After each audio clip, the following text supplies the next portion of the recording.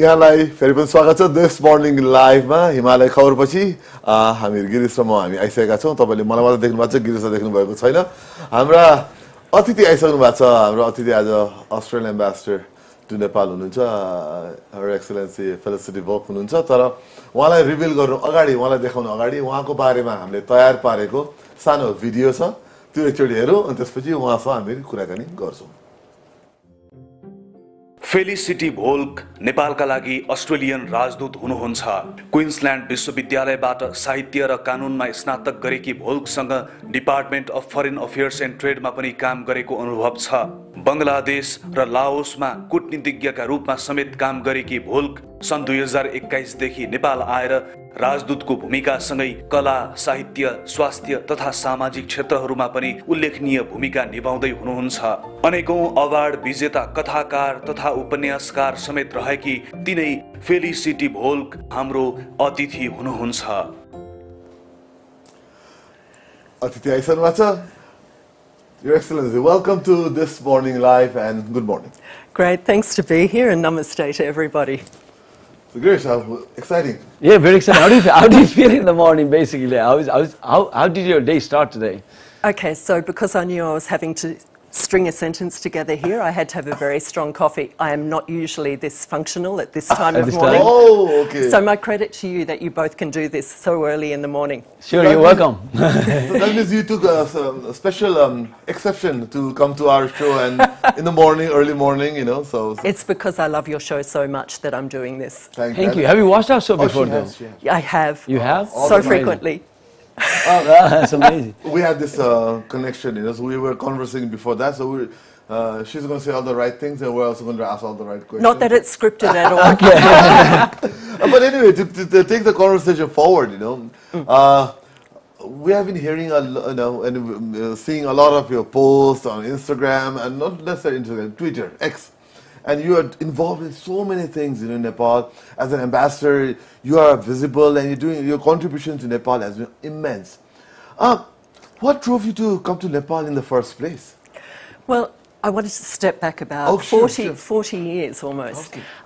I first came to Nepal in 1986, which is no doubt before a lot of your viewers were even born. But I came here as a 19-year-old law student. I took a year off from university. I was backpacking around Asia, and I had about a month in Nepal then. I came back 3 other times as a tourist. I never thought I would come back as ambassador, but in the middle of COVID, when a lot of Australian diplomats were coming back to Australia, they were worried about their families, worried about health. Some of us more senior diplomats were asked if we would go out and take over more responsible roles. Okay. So I was kind of tapped on the shoulder to apply to come here. Best decision in my life to say yes. Wow. I've absolutely loved the last 3.5 years. It's been fantastic. What a coincidence. You never came to Nepal between the two times? No, I came here in 86, 88, in 1991, when I was on a posting to Bangladesh. I came here for R&R from Dhaka, you know, highly polluted, highly crowded. Came for R&R meaning? Rest and relaxation. Oh, okay. Yes. So Nepal is a rest and relaxation place. It was, yeah. Okay. And then I came one more time in 1999 at the end of a posting to Laos. I had done a trip overland through Tibet and came overland into Nepal at that time for about 10 days. Overland? Overland, wow. Yes. Nepal keeps calling you. It does. There is something magical about this place. Magical. Do you believe in God? I do. I do. Yeah. I'm not sure what form God takes anymore. I was brought up as a Christian. I have loved being part of different religious practices here in Nepal. I feel a particular sense of God peace. as in a superpower that puts things together? So a deity who is not masterminding thing, but is encouraging us to be our best selves. I like that. And, I like how you put it that way. and who I believe does take care of us, Right. who protects us, and who inspires us to bring compassion and love and to act as God to other people. Lovely. Oh, I mean, and we see that. I mean, like in the sense that you're almost, I don't know, I see a spirituality in you and the way you do things, you know, the way you write. You are author also, you know. Yeah. And I mean, you are very involved in Nepal as an ambassador also. Now, coming back as an ambassador, we now know how you came to Nepal. I mean, the calling is strong. You know, clearly, the calling is strong for you in Nepal. what do you think now? As your term is also now coming to you at least as an ambassador is coming to a close very soon. 6 more weeks. 6 more weeks. There's not a lot. What do you think were the things that you really made it stand out in your memory about in the last so many years of your term in Nepal? What were the things that stood out? How many hours does this show go for? Because I've got a lot of material for you. Listen, I was thinking about this on the way into the interview, and in fact I could talk just about the 20 minutes of my drive between Bansbari at the embassy where I live to come here. It was a snapshot of everything I love about Nepal. Monkeys in the wires along the streets. I call it squid ink spaghetti, that coil of wires. And the monkeys. What do you love about them? It's the quirkiness, it's the humour of them, it's the fact that they really don't give, you know, they don't care at all about what's going on, they control their domain. I love the way they just intersect. There's something magical about the way they intersect with all of Kathmandu, and the chaos of it. You know, along the wires, holding on to electrical wires, and that gentle chaos, which is very much part of Nepal. And then driving further along, and there's a peepal tree in the middle of the road with a fence around it. So the whole road has been built around the peepal tree, and that metaphor of the way everything that person, man, woman creates has to be fitted in around these ancient traditions, ancient practices. I love the way Nepal has held so strongly to its religious, its cultural practice. So things like that. You know why there were trees in the middle? Well, they were more like cafes of the past. Where people would sit down in the evening, smoke some hookah, or maybe have a conversation about how their day went, or maybe if they were they had a conflict between like maybe a domestic violence, and they would all put it together and say they would fix it. More like panchayat, you know. You heard that. Anyways, go ahead. I'm just thinking what it does for me when I'm on a bitumen road, and you've got all of this urban architecture right beside the road, and then this tree, this huge ancient tree in the middle of it. It makes you think, what was this like when this peepal tree was first seeded? That's what I thought when you told me about it. It takes you back to what Kathmandu must have been like. So there is some magical way that Kathmandu holds its past, its present, and its future all in one place, and you can see all of them simultaneously. I love it. And plus, you've been to many places outside of Kathmandu also, and for your work, you know. You just keep going to the hills and trekking and all that also. Okay, so I have to admit, not a lot of trekking. But I've seen your photos. A lot of time in the hills. Yes, hills. Let me put that in the mountains. More to the point, in the mountains. I'm actually writing books. I'm really not yet, but I will be. I'm really lazy. I did plan one trek in my whole 3.5 years here. So this is my confession to everybody. I got COVID a week before the trek was due to start, and it was a trek specifically timed to go and spend time in the rhododendron forests when they were in flower. So when COVID put the kibosh on that, stopped it, I couldn't do it because by that time the rhododendrons had stopped flowering.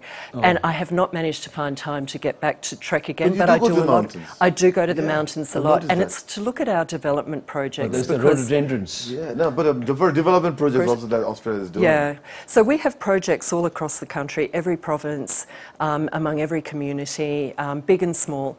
And so I go to see what we're doing in far-flung places like Kaptad, Solakumbu, Ilam. So I've been the length and the breadth of the country.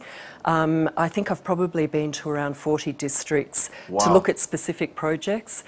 Because I've driven a lot, I've probably passed through closer to about 48 districts. There's still more to see. I will come back. But that's great, 40. Even I haven't been to 40 districts. I don't think I've been to 40. I don't know, maybe I have, but I don't know. 30. But I wanted to know because I was a traveler when I was young on a bike everywhere, so maybe, but I can count. And you had a question? No, please. No, I was thinking you've been here for almost 4 years now. It's going to be 4 years straight, right? Yeah. For the most part. Yeah. Now you'll be going back to Australia.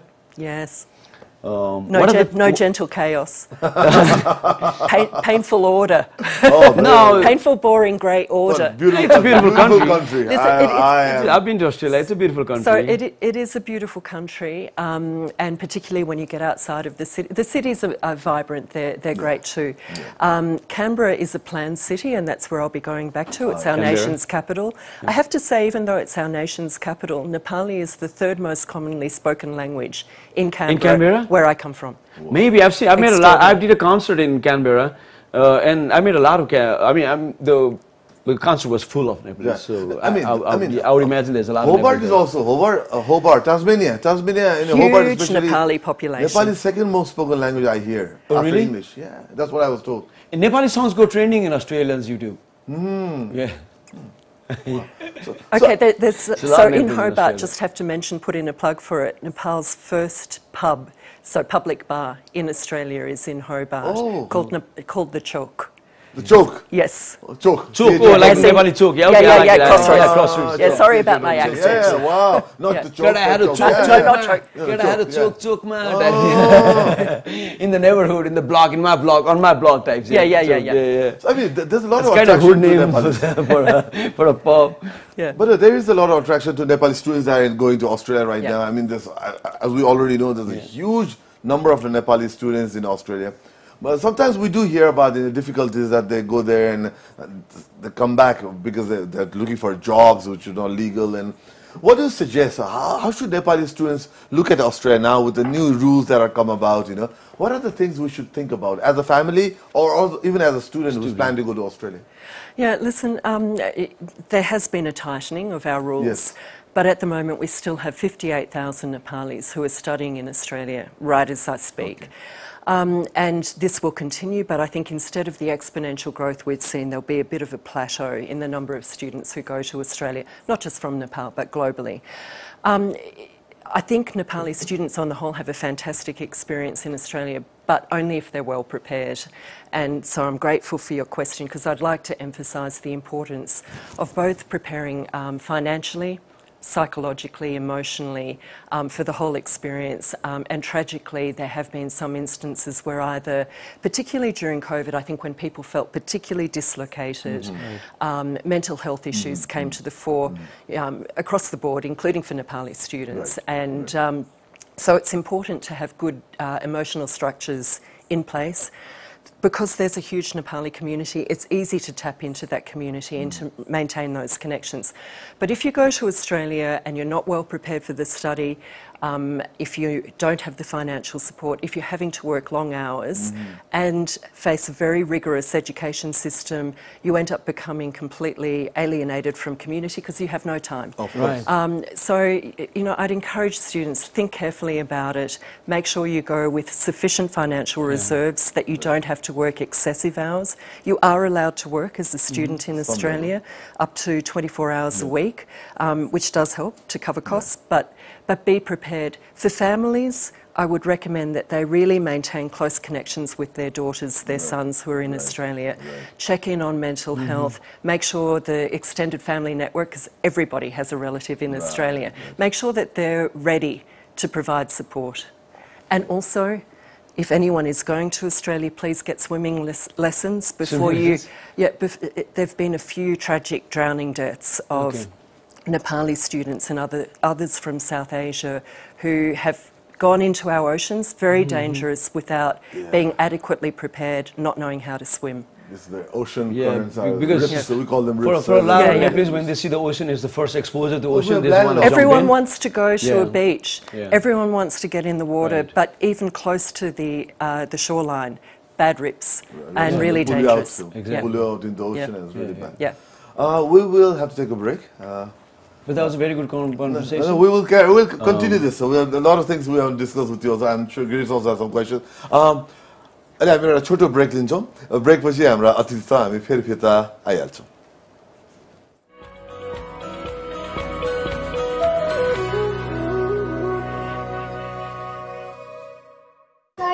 Advanced hair oil मलाई बनाउँछ भित्रैबाट अन्य प्रकारमा पनि उपलब्ध छ.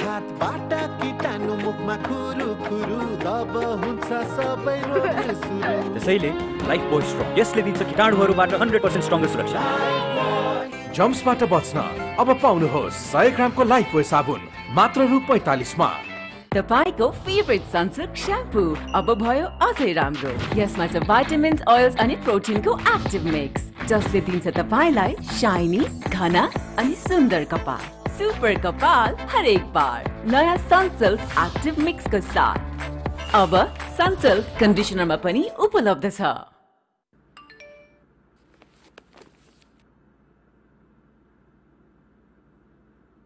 Hello नमस्कार sir. नमस्ते हजुर नमस्ते। म रिमा एभरेस्ट ब्याङ्कको कस्टमर सर्भिस डिपार्टमेन्टबाट। ए हजुर भन्नुहोस् त। हजुरको मोबाइलमा एउटा ओटिपी आएको होला, कृपया त्यो ओटिपी हामीसँग सेयर गर्नुहोस् न, नत्र हजुरको मोबाइल ब्याङ्किङ बन्द हुनेछ। ए हो र? 1 0 0 हजुर 6 डिजिटको नम्बर होला। त्यही त 100 डायल गरेर पुलिसलाई कम्प्लेन गर्दियौँ। अपराधीहरूले विभिन्न बहानामा ओटिपी माग्ने र रकम चोरी गर्ने गर्छन्। त्यसैले याद राखौँ, कुनै पनि ब्याङ्क, वित्तीय संस्था तथा भुक्तानी सम्बन्धी कार्य गर्ने संस्थाले आफ्नो ग्राहकसँग कहिले पनि ओटिपी माग्दैनन्। आफ्नो ओटिपी कसैलाई नदिउँ। विद्युतीय भुक्तानी कारोबार सजग भई गरौँ। एभरेस्ट ब्याङ्क, दिगो, दरिलो र विश्वासिलो। नयाँ प्यारासुट नेचुरल स्याम्पू। यसको प्राकृतिक गुणहरूले कपाललाई राख्छ प्राकृतिक रूपमा सिल्की र बलियो। केमिकललाई भनौँ नो, नेचुरललाई भनौँ yes. This morning live brought to you by Lifebuoy, Palm, Rub, संसार के number 1 selling germ protection soap brand. associate sponsor Everest bank, दिगो, दरिलो र विश्वासिलो। पेप्सोडेन्ट, एउटा मुस्कानले सबै बदलिन्छ। Furniture partner art Maya.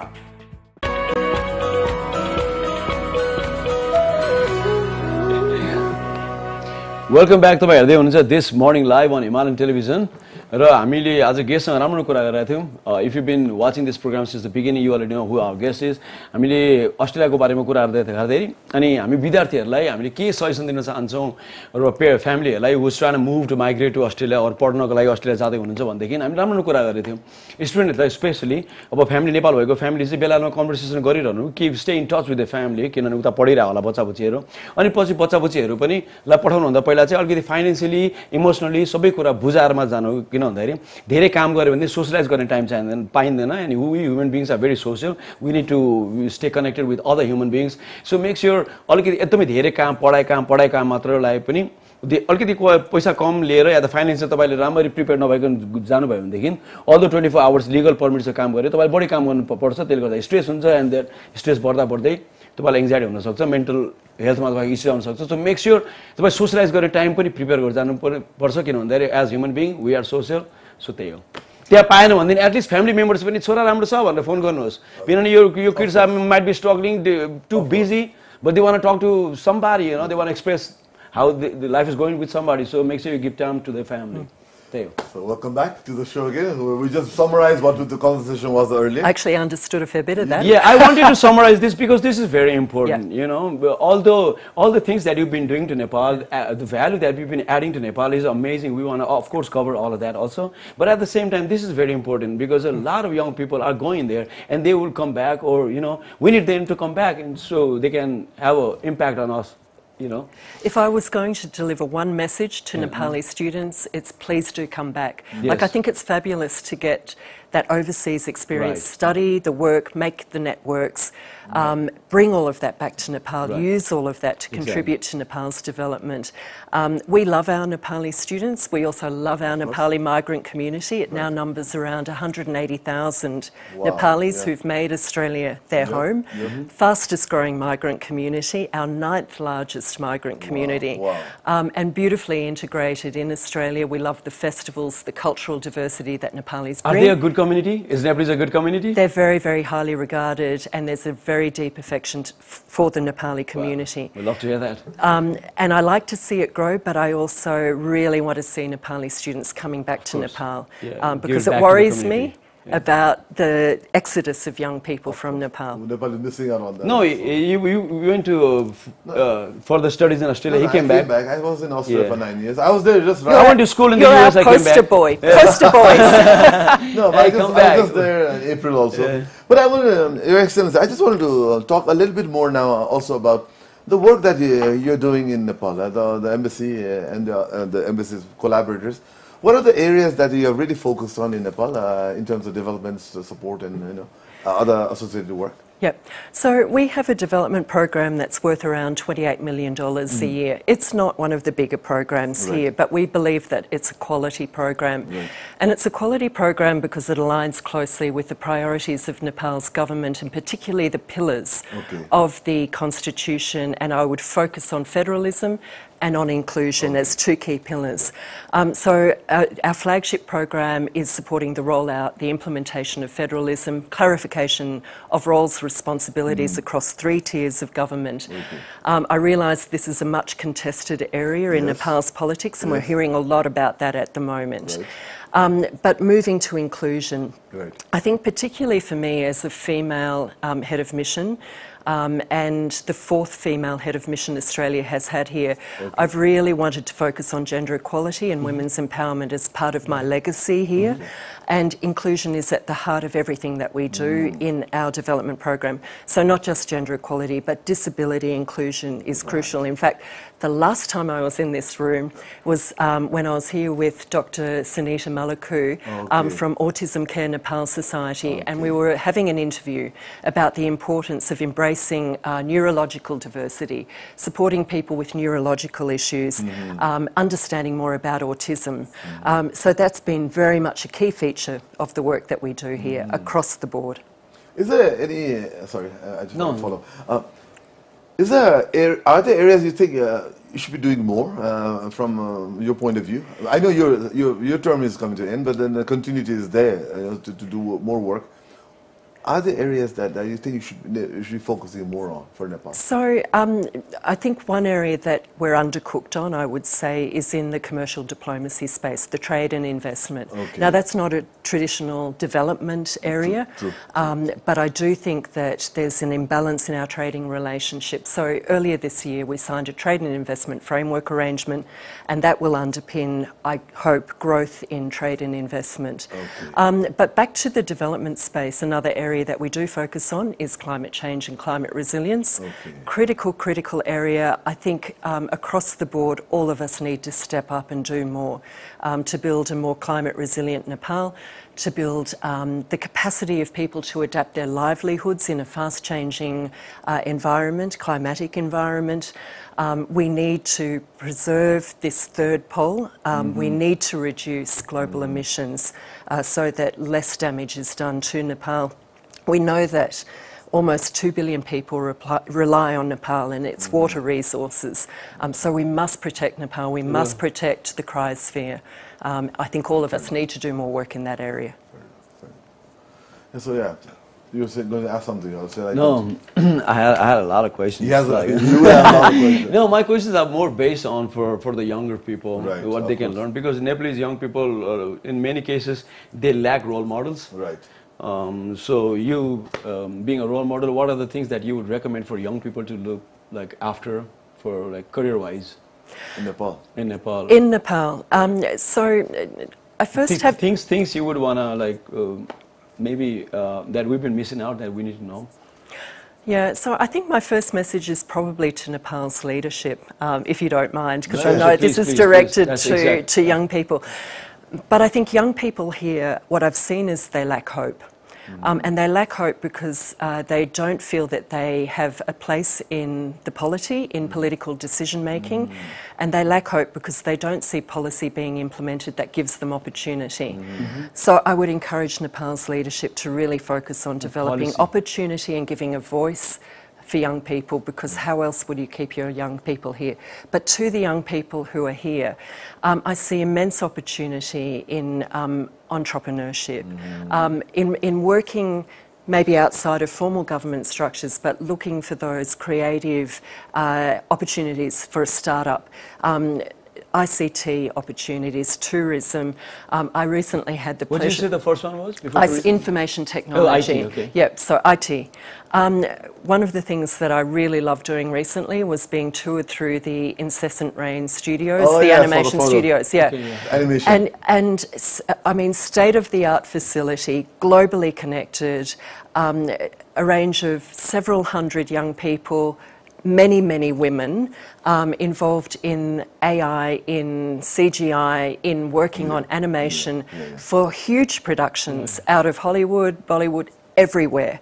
And I think this is a model for what young people can aspire to. So I've seen people go through the training program at the academy with Incessant Rain and then moving on into full-time permanent positions and flourishing. And those are the sorts of opportunities I think we can focus on. This is a good topic this triggered. Because now, when you look at this, that's a good example. What we can do is bring in foreign investment, because we can produce CGI stuff like that, where you don't actually need to have like studio in America. Right? That can be from anywhere. Yep. So that kind of things we can produce from Nepal. But I think I went. You gave an interview somewhere where it says Australian like businessmen or investors don't really want to invest in Nepal because there are some. So now in a way we need foreign investment. In a way there's an opportunity for us to produce so many things which is cheaper in here than producing outside, like CGI, for example, making movies, like doing editing, maybe graphic designs. Those are IT projects. We can attract those projects, but foreigners don't want to invest in here. It's a really difficult investment environment, and I know that the government has spoken of its commitment to make the investment climate a lot more conducive, but that needs to be matched by action, and we haven't seen enough action yet. And until that happens, Nepal is being held back, because in an increasingly globally connected world, you have to have FDI, foreign direct investment. Of course. So as much as I say, I think Nepal's leadership needs to focus on creating opportunity for young people and a space for young people, it really needs to address its investment regime to bring more transparency, more accountability, more rule of law, and to create a regulatory environment where an investor from a country like Australia will look at it and say, it is safe to invest there, I know I will get visas easily, I know I can repatriate earnings easily, and I know that there will not be issues around labour, around land. So all of these foundations, this safe environment for investment is critical. What do you think is the main threat? Is it the transparency? Transparency is a huge issue, because if you do not have confidence that you're being dealt with on a level playing field, that there is no corruption, and that you can rely on the legal system to follow law, then no one is going for any businessman to put money on it. And it's a very competitive global world, and India is attracting a lot of FDI. Right next door. So right next to you, I often say to Australian investors who are in India, think about Nepal too. Right. But because it's a difficult environment and because they have something that is productive for them in India, they will just stay focused there. So I urge Nepal. This is a lot of opportunity we're missing out on because of bad leadership we have. Of course. I did not say bad leadership. No, but that's the fact. That's the fact. It is what it is. The ambassador also did mention earlier that there's one of those areas where the embassy could probably be focusing on using diplomacy. What are some of the ways that the embassy could work with the Australian investors to come to Nepal? For example, there's Bangladesh, there's India, there's other countries in the region that could also potentially attract the Australian investors. What would your role be, I suppose, to try to convince them? What are the things you would say? So I have to point out, first of all, I'm Australia's ambassador to Nepal. I'm not Nepal's ambassador to Australia. Of course. And what you're describing is actually really a critical function for Nepal's embassy in Australia and for Nepali diplomats. Fair enough. Now, but no, your point is still valid. I would say I'm the second step.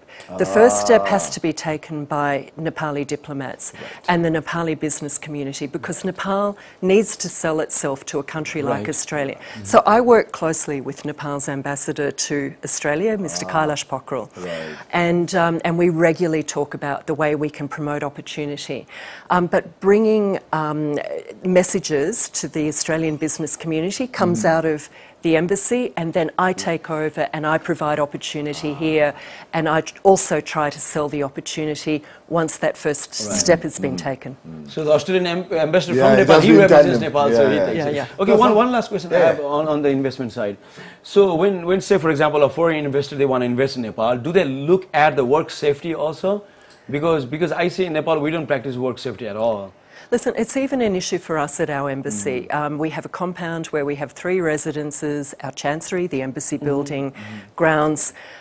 Any time work is being done at the embassy, we constantly have to remind contractors and maintenance staff, work health and safety. And so even at that very micro level, I'm seeing it all the time, the need to remind people to wear a hard hat, to have a harness on if they're going up a tree, to hang prayer flags.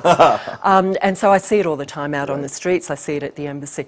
It is an issue, but I think that anyone who comes here to invest takes on the responsibility, and in fact they change the workplace culture. This is another advantage of having FDI here, because you're sharing ideas about what... We will learn a lot from foreign investment, because work safety is very important. Even simple things like how to pick up heavy logs, like you know, like don't bend your back when you're picking, because little things like that. You know, we see a lot of people, old people, like they have this is, I don't know.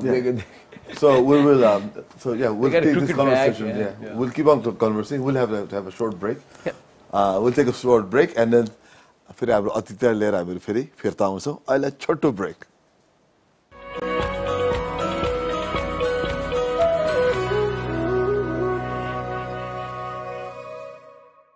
हेर न, आज पनि नयाँ लुगा. तलब त निकै बढे जस्तो छ.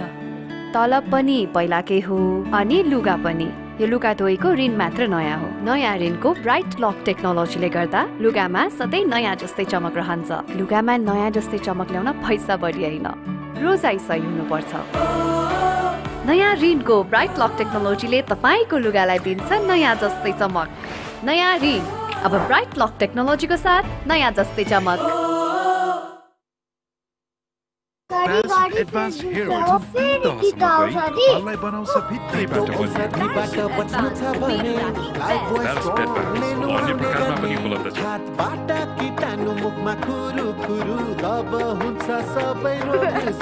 त्यसैले लाइफ बोय स्ट्रङ, यसले दिन्छ कीटाणुहरूबाट 100% स्ट्रङ सुरक्षा. जम्सबाट बच्न अब पाउनुहोस् 100 ग्रामको लाइफ बोय साबुन मात्र रु 45 मा. प्रस्तुत छ प्याराशुट एडभान्स्ड बेबी रेन्ज, जसमा छ virgin coconut oil.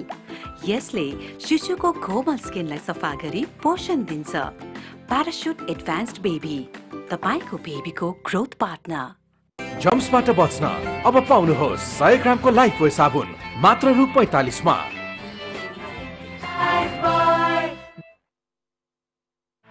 This morning live brought to you by Lifebuoy, Farm Rub Chew, संसार के number 1 selling germ protection soap brand.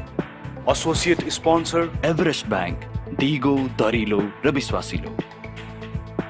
पेप्सोडेन्ट, एउटा मुस्कानले सबै बदलिन्छ. Furniture partner art Maya.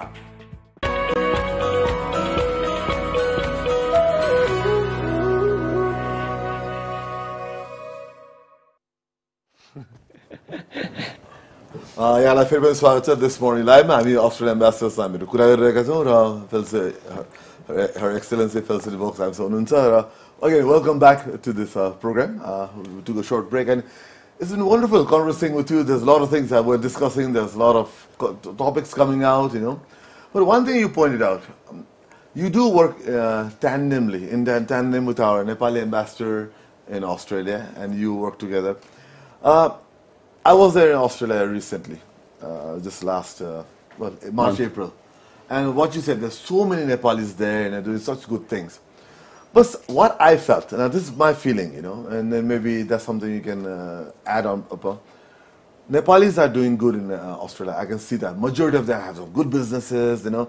But they also want to come and do some work back in Nepal. They want to contribute, you know. They think there's a lot of things that they can contribute. But there was I felt there's a bit of a disconnect. They want to come back and do something, but they're not able to. But they're doing good in Australia. Now I know this is a lot of the work has to go back to the Australian embassy, Nepali embassy in Australia. But what would you suggest that, you know, what would be the steps that could bring those Nepalis to contribute to Nepal a bit more than they are able to right now? Again, I think a lot of it comes back to government policy and creating opportunity. But in fact, I deal a lot with Nepali diaspora because I think everybody who travels outside of their own country to Australia, for example, they hold on to a really deep love and a deep nostalgia for their country of origin. And I've seen that time and time again. So diaspora coming back want to contribute. And some of them find good ways to do this. I've seen this in the medical sphere, well-trained doctors, dentists coming back, working in civil society, working to create a hospital, private hospital. And so I think good opportunities there. I think there are other areas that are more difficult. I think even Nepali diaspora find business a difficult area to engage in. So I think it's a case of working collaboratively. Right. It's getting government to work together with the business community, with our embassy, to provide these sorts of opportunities. Right. Fair enough. Fair enough. तपाईँलाई कस्तो feel भइरहेको छ बिहान बिहान? Please. Thank you. I just wanted to check your Nepali. Like so one Nepali line? One Nepal line from you? Yeah, Maranam Felicity. Okay, all right. That's good. So no, it's the point that has just come out is an important one. I've had 3.5 years here. It's been so busy that I've had 2 Nepali lessons, each for an hour. Oh. And I had engaged a language tutor with intentions to try and actually build some language capacity. And then I had to keep cancelling my classes because so much else was going on. So when I finish my time here, I will be retiring from government service. I'm returning to my other great passion, which is writing. I know I'm with creative people, and I've published 2 novels, and I'm really keen to get back into writing while my brain is still functioning relatively well. But I will have more time, and my plan is to come back to Nepal for 3 or 4 months of every year. I'm trying to counter the exodus of Nepalis to Australia by being an Australian who comes back to Nepal. Yeah, okay, good. And I have very fixed intentions to learn Nepali. But it's not obligation because it's your connection with Nepal, right? It's not obligatory that you want to come back. It's a love. It's love, exactly. No, it is. It's a genuine love and affection for Nepal. And I would be grieving deeply that I'm leaving in 6 weeks' time if I didn't know I have a fixed plan to come back. Are you coming back though? So I will come back for 3 or 4 months of every year. Wow. I will start to learn Nepali. So if I'm ever on this couch again in 2 years' time, you can test me again. But may I say something? This is an opportunity for me to say something out though. Yeah. This is an opportunity for me to say a message out, put a message out there. Yep. That you learning Nepali is not that important. What is important is your impact on Nepal. Because a lot of times we get misunderstood that a foreigner comes to, say for example, ambassador comes to Nepal and he learns Nepali. He's treated as high regard just because he or she started learning Nepali. But they don't care about the impact, the work they put out. I think we need to start looking at work instead of, whether they learn Nepali or not. Because they're not here to learn Nepali, they are here to work. Impact. I think you've given me a very kind out on my lack of language skills. Yeah, so you pardon, it's okay, it's okay. You compensate with the work, you don't need to learn Nepali, it's okay. So, but I think the point you make is a good point. It's more than language skills. Right. But I would say as a starting point, I think to learn someone else's language is it's a sign of respect. Yeah, right. And a sign of the desire to enter deeply into someone's culture. And so I do feel remiss for not having learnt Nepali. But in my defence, and thank you for also giving me that forgiveness, I also do feel that I've invested very deeply in Nepali culture in other ways. I've so appreciated the warm embrace into Nepali festivals, into different communities. I've spent a lot of time in Bhaktapur, for example. Is any of those going to reflect on your writing in the future? Yeah, it will. I'm sure it will. In your lifestyle also, any Nepalese culture you so I joke to people at the moment that I'm creating a little Nepal in my house in Canberra, with various, I have... Okay, we need a visa to visit that. You need to come and visit. I usually get a visa for a concert, even if I don't have a concert. We'll write a letter to you so that we can get a visa to just visit your house. Right, you've got 6 weeks to apply. Okay. Not that I give preferential treatment to people on the couch. Oh no! I'm not saying you have to be biased. I'll apply in a regular, You'll get it easily. So if you come to Canberra, you are very welcome in my little Nepal house. You will feel at home there. We recorded that. I will even cook for you. I'll cook you dal. It's all on the record. I will cook you dal, but Thank I know you. I cannot go back Everybody has heard this. What did you say? So you cook also? I do cook. I have not had to cook here, but I have joined some cooking lessons here. Yeah, so Dolly Rana, who is a friend. She was Has she been on the couch? Why Dolly Rana? Dolly Rana, she was a guest also. She's an author. Rohini Rana. Rohini Rana. Nepali cookbook. Yeah. So I was very fortunate, and again during COVID times, to join a cooking class or cooking classes at her house. Oh, wow. At her house. From her first cookbook. So the Rana cookbook. Yes. So I look forward to cooking you both cuisine from all different parts of Nepal now. Oh, wow. I will not just do traditional. May I know the names of a few items? Well, so I will have to do the traditions, the dal bhat, the momos. Okay. You know how to make momos? I do. Like with the wrapper and just the keema? Yeah, no, start from scratch. Not straight out of a freezer. That's amazing. Yes. Okay. I also want to not just stick with food, but maybe get into beverages. I have not yet learned to make rakshi. I do not have the equipment, but I'm sure I will find someone in Australia, in the Nepali community, with whom I can set up a moonshine distillery to create rakshi. So. I mean, Australian culture, the alcohol culture is really good. You have a didgeridoo in the living room that I can play and learn? I do not, but you probably know Salil Subedi, who is the Nepali didgeridoo player, who I have not yet managed to get to Australia. But I watched his performance and he's extraordinary. The amazing thing is he has never been to Australia. Exactly. He's a didgeridoo expert.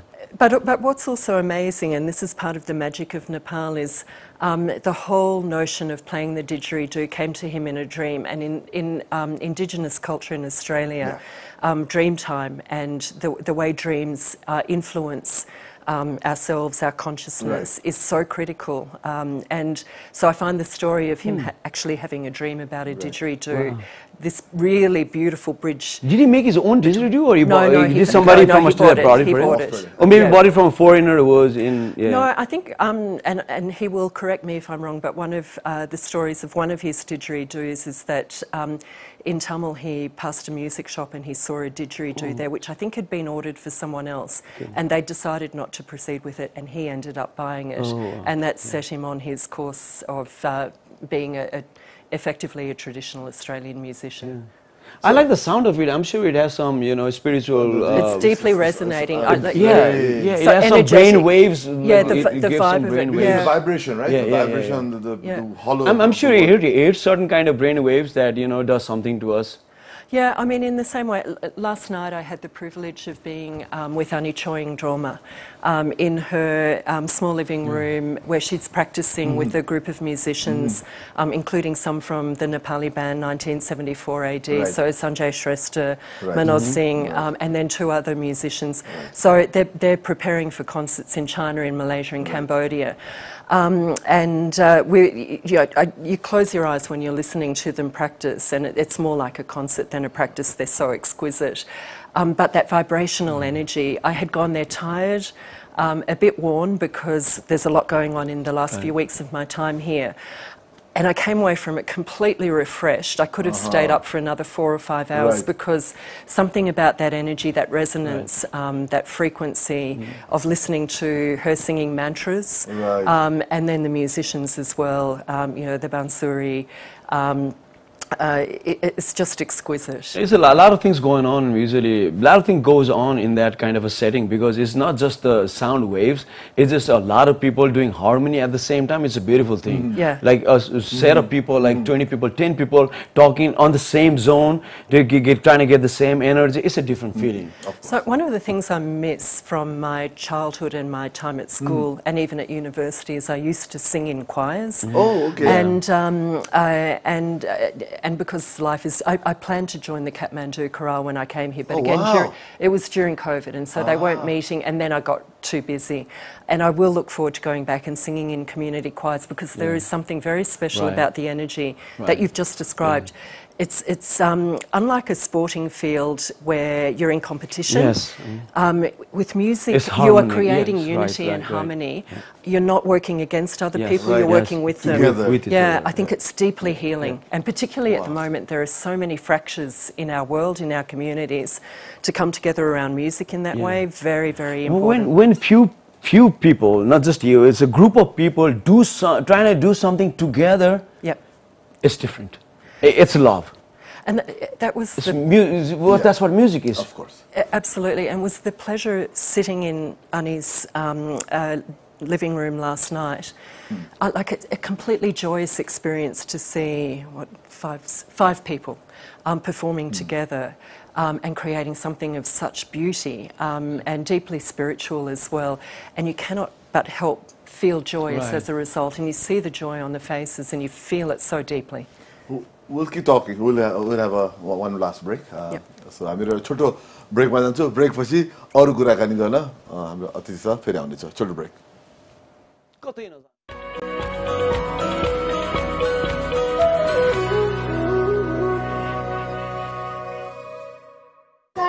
Advance hair oil कपाललाई बनाउँछ भित्रैबाट अन्य प्रकारमा पनि उपलब्ध छ.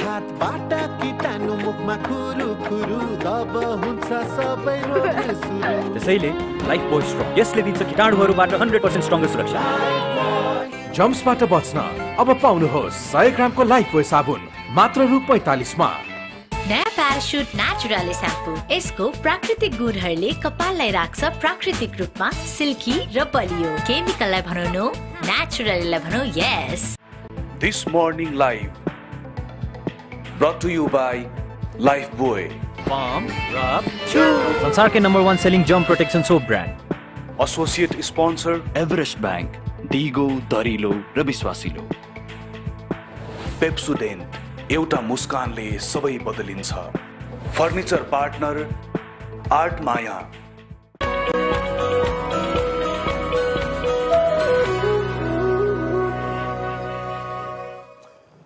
यहाँलाई स्वागत छ this morning लाइभमा र हाम्रो अतिथिसँग छौँ र हाम्रो अतिथि हुनुहुन्छ हर एक्सेलेन्सी फेलिसिटी भोग, हाम्रो अस्ट्रेलियाको नेपालको लागि राजदूत हुनुहुन्छ. र now we're towards the end of the show. One thing we were talking earlier was your twist or you touched on some movie. You have actually acted in a movie long time ago in India while you in travel. You're like young, you know. Can you tell us something about it? You have been an actor, film actor. Yeah, that's a slight stretch. I was in 4 scenes on a movie called Jivan Sandhya with Anupam Kher. It was one of his very early movies. Right. Completely serendipitous. He directed the movie, or was he an actor? He played my father-in-law. Okay. In brief, the storyline was middle class. You get married to his son. I did. Okay. So I was the villainess of the movie really? in some ways. So, son of a middle-class Indian family has gone to America to study. Unbeknownst to his family, he has met and fallen in love with an American divorcee, me. Okay. My name was Patricia on the movie. So he marries her, doesn't tell his family, but then his mother dies and he comes back for the rites of passage and he brings Patricia with him. Okay. And she is hated by everybody, including the family dog, including the father-in-law. Anupam Kher. Sorry, Patty. Yes. So it was. I was not the popular person on this movie. Okay. But it was one of those weird things that happen if you're open to the world. And I was very open to the world when I was travelling around Asia in 1985, 86. Oh, you mean the weird things happened, like you got into the movie? That was the weird thing. Okay. Yeah, I had never expected to be in a movie. No intention of coming to a movie, just visiting India and then you end up in a movie. Visiting India, walk into my hostel reception. The manager says, "See that man there? He's an agent for movies." He had lined up a British woman to play this part, but she's disappeared. Okay. Are you free to go right now to Juhu on a train and walk onto a movie British set? movie, American Girl, right? It was a British woman playing an American girl. It ended up being an Australian girl playing an American girl. Did they pay you or was it pro bono? Or No, they paid. They paid, yeah. And it was, from memory, it was around, I don't know, 50 rupees a day. Okay. Still, but it was worth it. It was worth it for the experience. You never do these things for 50 rupees at that time was worth more. We're talking 40 years ago. Yeah. 40 years ago. Yeah, 50 rupees IC Indian currency would buy you a dinner, maybe? Easily. It actually paid my accommodation. Oh, okay. Yeah, wow. every day. I know, that was pretty good. Okay. But then they offered me... Oh, you still know him? I want to play movies. Worth it. You still got connection with Bollywood? That 50 rupees must have been, maybe 4,000 a day or something. I see. So after, almost 40 years, I caught up with him when he was here shooting Uchai, Anupam Kher, and we got in touch, and I spent an hour with him, and we're Googling to try and find this movie online. Could not find the entire movie. We could only find 6 minutes on YouTube, and it did not feature me. It wasn't the scenes that I was in. But it was, I've watched his stratospheric Someday career. somebody will upload it. Someday somebody will find it in a VCR and upload it. I hope so. Well, maybe we can put that out as a challenge to people. Yeah. Please find Jivan Sandhya, put it on YouTube. Yeah, and get 1 lakh rupees cash prize. I want to watch that movie. All right, you're offering the cash prize. No. You know, people don't believe me. I could say anything. I will buy you Eiffel Tower, and they know I was just joking. Before we go, I just wanted to ask you something really quick because we have to go very soon. The books you have written. Can you tell us something about the I know there are 2 different books. Yep. But can you tell us in very summary what those books are about so that maybe we can go and read it also, you know? The published books. They are published books. So 2 books. The first one, Lightning. The second one, Desire Lines. Only published in Australia and New Zealand, so very difficult to get here. But in brief, they're about human relationship. They're about identity. The second book is very much about truth and lies and the way we navigate truth or don't in relationships, but also on the national stage. So looking at the way we address truth-telling in our national discourse. For Australia, that's around our treatment of Indigenous peoples and our treatment of migrant community. Right. So those are circulate around that. Yep. Well, now we have to say goodbye to you at the end. To the audience, you'll still be here. You'll be here, but I mean, we'll be leaving very soon. But before we go, we always have this quote. We always put a quote by a famous person before. And today you are there. You can see the. Do you have any favorite quote of your own that actually motivates you? Or like for me, it is, "Don't be a man of value. Don't be a man of success. Be a man of value." That's the quote that motivates me. So I have one quote, and if I'd been better prepared, I would have thought of a better one. But the one quote I'd like to say, it's very simple. It's it's 6 words: be kind, be kind, be kind. Right. Beautiful. Beautiful. Kind. How do you define kind? How do I define kind? It's putting others before self. It's paying attention to what other people need and trying to find a way to address their needs. Putting others before yourself. I love it. Thank you. That's love. Lovely. That's love. Lovely quote that you have said. But our quote today is from Malala. Famous great. Malala Yousafzai. Yeah. What she says is, when the whole world is silent, even one voice becomes powerful. Now you know why I stay silent when you're in here. Because I know, even if you say hello, that makes a lot of difference. So she's a very famous personality. She is. So a very well-respected figure.